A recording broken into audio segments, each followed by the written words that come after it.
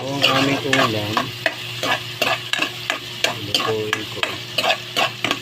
Niluto ito naman yung pagkain na aming alaga, yung mga tangkay ng talbos ng kangkong at pechay, madulo. Luto ko rin pa sa aming alagang aso.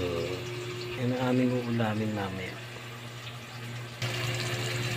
Magutom na magutom ang mga anak.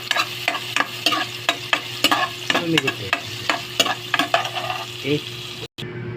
Po, pinahuhulaan ko na po.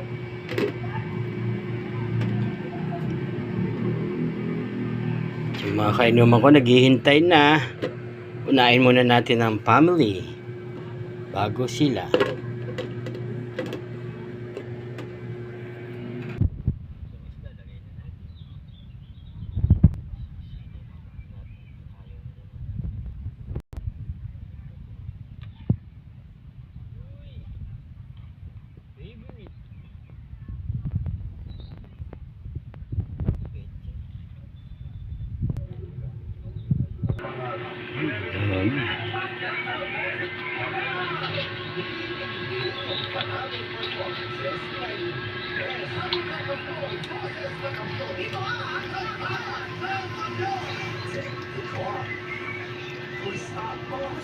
Ayakan kong naman nilagay.